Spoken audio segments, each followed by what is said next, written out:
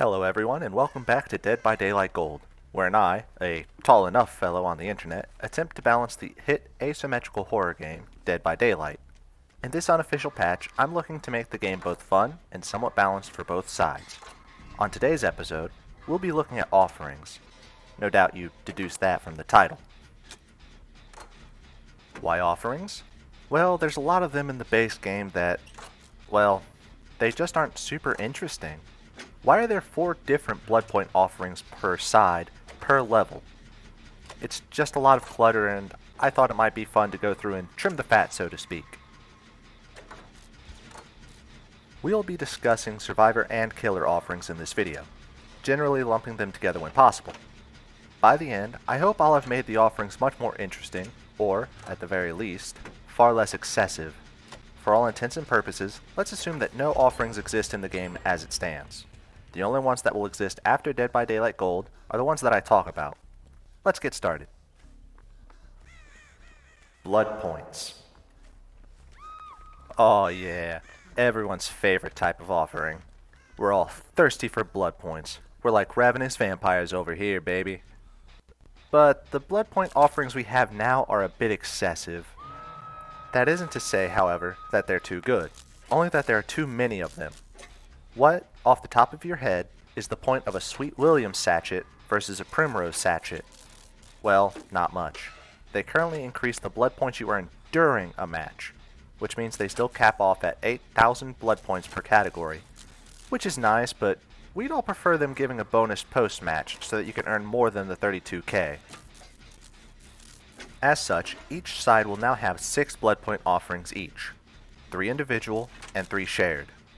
The individual blood point offerings will give you more blood points, while the shared will grant a smaller bonus to everybody. Be greedy, be generous, it's up to you. What are they going to be in particular though? Well, the 3 individuals will be of common, uncommon, and rare quality. They will grant 75, 100, and 125% additional blood points post-trial. These stack with other blood point gains.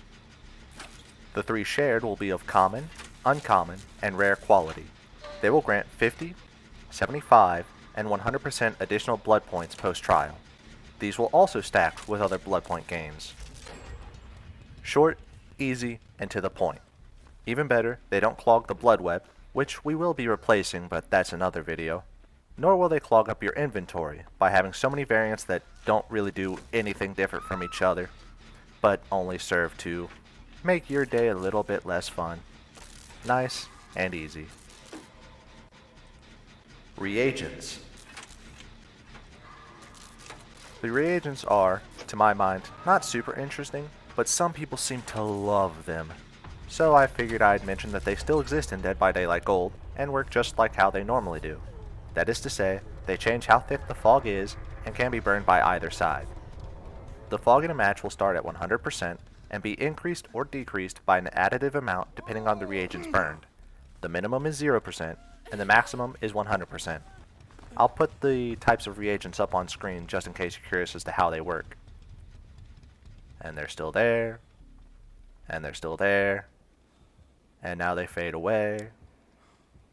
Now they fade back in, and now they're gone again. Oh, it's back. Can I make it rotate? Okay, that was kind of okay. Oh, I'm sorry. Yeah, let's move on to the next slide. Move on to the next slide.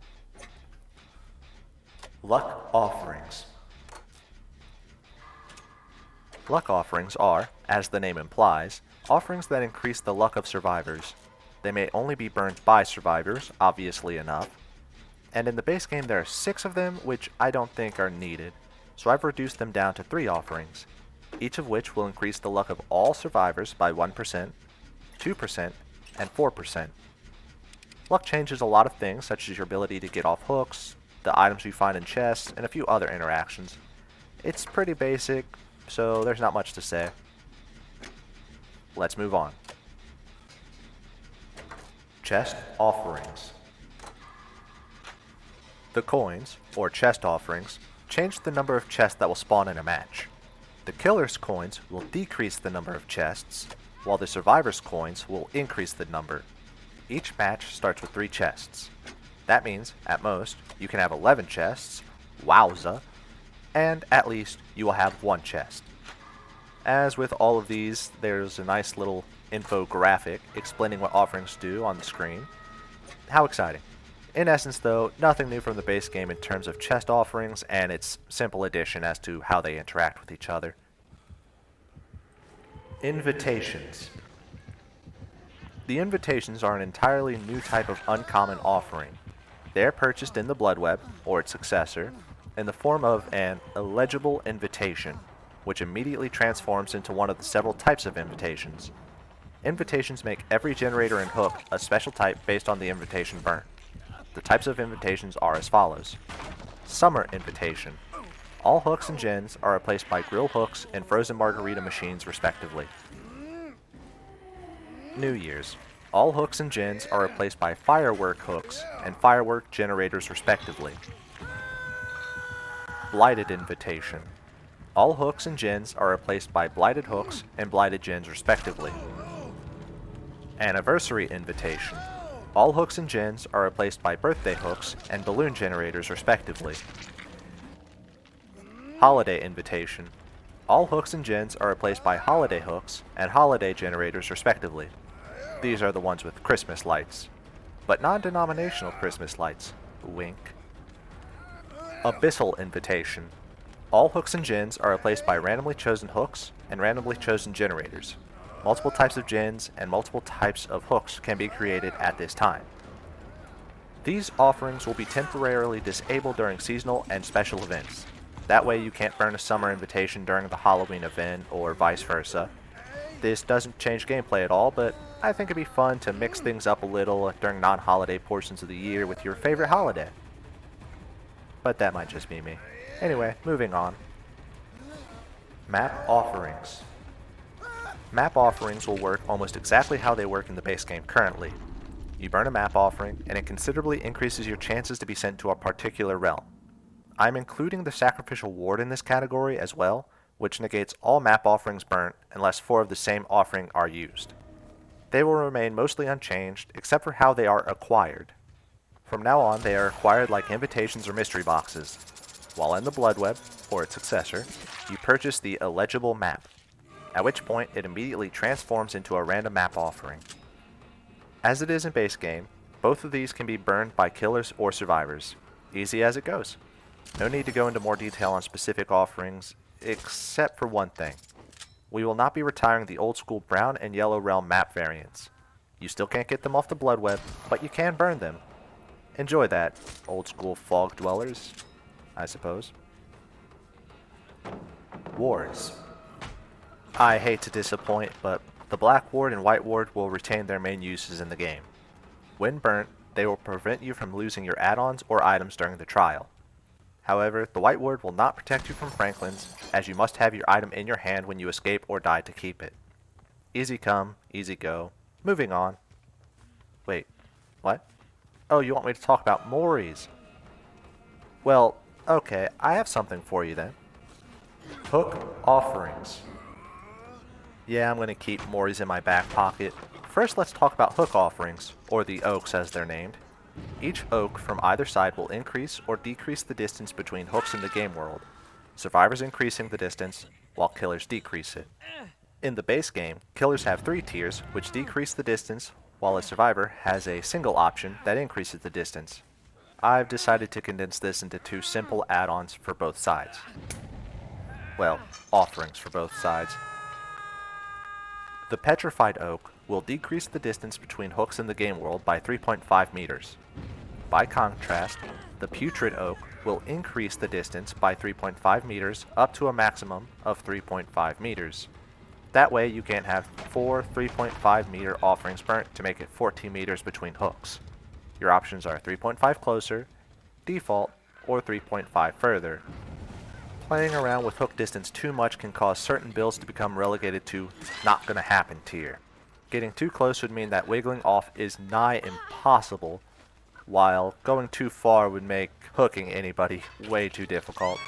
As such, I think 3.5 meters would be the best place to stop. Memento Mori. Alright, put down the pitchforks, I'll talk about Moris now. Okay, you hate them, I hate them. No one likes going into a match, seeing a secret offering, and then getting Mori'd off the first hook. It's not fun, it isn't healthy for the game, we need to change it. However, the Mori animations are pretty spectacular, for the most part. We all like to see the animation. They're a cool ending to a well-played match sometimes, so we really cannot remove them entirely. My suggestion would be as follows. Cypress Memento Mori. The Cypress Mori is something that no one complains about. It allows you to kill the last remaining survivor in the trial by your own hand. It doesn't impact the game, but it does make a cool exit to one. It's much cooler than a final hook, and as such, remains as it is. Ivory Memento Mori and Ebony Memento Mori. These are where the problem really starts.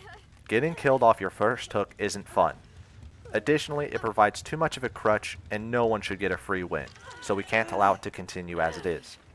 My suggestion would be allowing the Ivory and Ebony Moris to behave like the Cypress Mori. They allow you to kill the last remaining survivor in the trial. They're a higher rarity, and they should be able to do the same thing since they fill the same niche. In addition, they will allow you to Mori a certain number of survivors while they're on death hook. Ivories will allow one, while Ebonies will allow all survivors. You get a cool animation, it avoids saves, and the survivor doesn't feel nearly as bad since they're still out of the game at that point. I think these would be better changes and way more healthy for the game. Goofy additions. A yuck. Since we just had a big old chat about one of the most problematic aspects of the game, let's have a nice little laugh before we close it out. I've decided that a couple of goofy options might also be nice to add in. Little things that don't change the gameplay, but add some small minor change. As such, I propose the iridescent cloth and the amnesiac token. The amnesiac token is a common add-on based around the popular perk wheel idea from several streamers. Essentially, it removes all of your add-ons, items, and perks, and replaces them with ones that are just random options. Just really something for when you don't really know what you want to play. Or if you want a little challenge. Not game breaking, not even really game modifying, just something for a bit of goofy fun. The iridescent cloth, name pending, is an ultra rare add-on offering designed entirely around the concept of, why not? When burnt, the iridescent cloth will randomly assign new cosmetics to each player during the match. See a Blendette? Now she's a legacy for the trial. See that baby Dwight? Now he's dressed like some weirdo. That Nightmare? Well, he's bloody now because the Nightmare doesn't really have many options for cosmetics. Oops. Anyway, I think that both of these would be fun additions to the game. Just something to mix it up a little bit. Conclusion. So hopefully that will have helped clear up the clutter of offerings. After all, we're going from 79 offerings in the Blood Web down to 34 offerings in the Blood Web. So it should at least make it easier to get the ones you want. That would be the hope anyway. As I implied, I know that offerings aren't something that need massive attention right now, except for Moris, so there really isn't generally a lot to discuss around them. But I told myself I'd examine the entire game, and that includes some of the less interesting things. Hopefully today's episode has at least given you something to think about. Check out my Twitter and Patreon, don't forget to subscribe, comment, and like, or whatever. Have a nice day out there in the fog, and don't forget to be yourself. Unless yourself is a bad person, in which case be a better version of yourself. Bye-bye.